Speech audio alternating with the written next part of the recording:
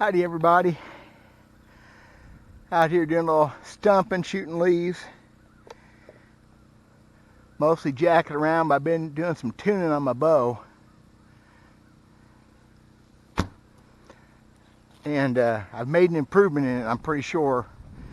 I took some brace height out of it. It's been bothering me. I'm not real consistent on my arrow flight.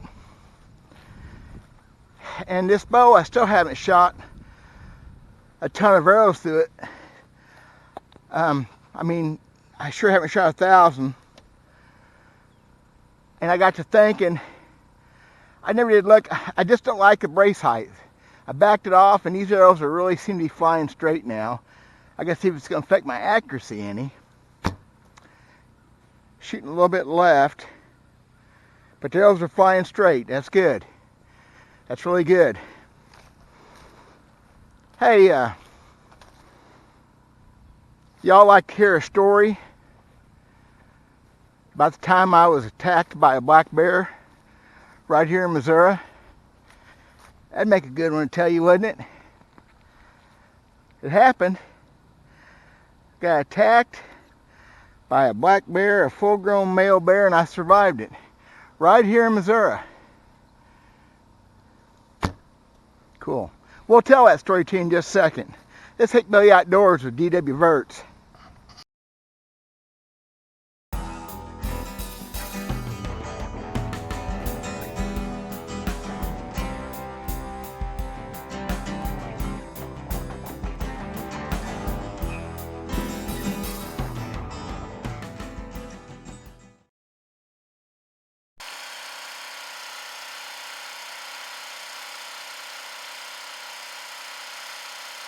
There's my trapping John boat I bought last year. Never got to use it.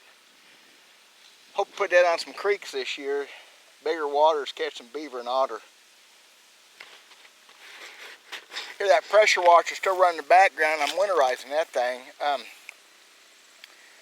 Folks, y'all live north of, say, I-10. You better winterize those things. That little pump holds just a minute amount of water, but it's enough to freeze them up. Matter of fact, I just got a new to me Honda motor for my log splitter.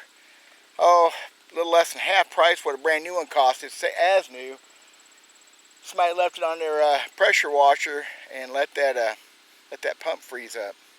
Too easy to winterize it. Drain the gas out. Put a little bit of high octane ethanol free in it. Just a cup soap, put a little seafoam in it.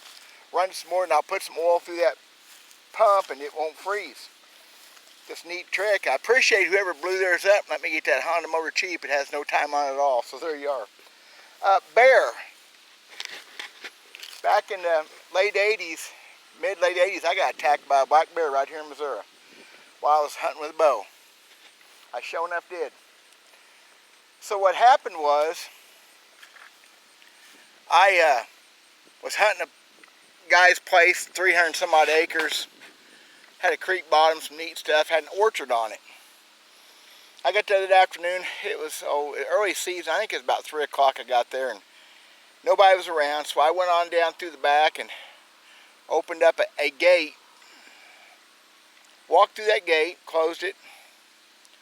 Took an arrow out and held it in my hand. Started sneaking down this little fence row and little 2-track, because that apple orchard, you know, might have had a deer in it or turkey. It was all good. I went about 15, 20 yards past the old barn, sneaking down there just looking, being all professional hunter, and something poked me in the back. I kind of jumped, looked around, there's a 435-pound black bear right there behind me. He nudged me with his nose. I turned around and looked down at him, and I said, "Well, hey, Yogi." He jumped up on his back paws and gave me a Rocky Balboa right there. No, right there. Knocked me down. My bow came unstrung. That's how hard he hit me. Hurt. Never had no desire to shoot a bear in my life. I really still don't, but that one was close for a minute. Okay, y'all are going, what? I said, dadgummit, Yogi, or something like that. It was maybe not dadgummit. And I grabbed that arrow and I hit him across the nose as hard as I could without, it was aluminum arrow back in those days.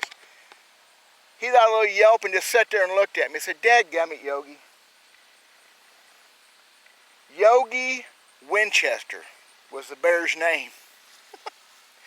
The guy whose property I was hunting on had wild critters, or semi-wild. I'm glad it wasn't a cougar or mountain lion that got out. Yogi was good about getting out of that pen. He was really good at it. And like a guy that owned him told me, he said sometimes he'd be loving on you, sometimes he'd be hitting on you. You never could tell. I think we talked about it later. And Yogi let me take him back to his pen and put him in it. And the pen was closed and whatever. How he got through the gate, we never figured any of that out.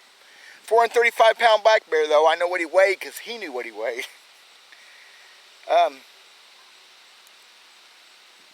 Oh, Yogi, what, 8 years old? Something like that. A little hard-headed. What we think happened is he thought I was Clay, the owner. And he came up nudging it back. When I turned around, I wasn't Clay. It made him mad. It'd make me mad if I turned around, I wasn't, what? Anyway, that was my encounter. I really didn't get a punch in, so it really went to a fight. But me whacking him on that nose, I made him yelp. We come to an agreement that he was going to behave. We went back to his pen, and by gosh, it all ended well for this fat boy. I wasn't as fat back then. Heck, I was healthy back then. I think I could have took him. If he'd given me a shot, I believe I could have took him. My power washer run out of gas. I can hear it. I'm going to go finish that thing up. There you guys are, a traditional bow hunting story. It happened right here in central Missouri when a hickbilly got in a fight with a black bear. There you go. I never told that one hardly anybody in my life. God bless y'all. I'm Dale Verts. We'll talk at you later.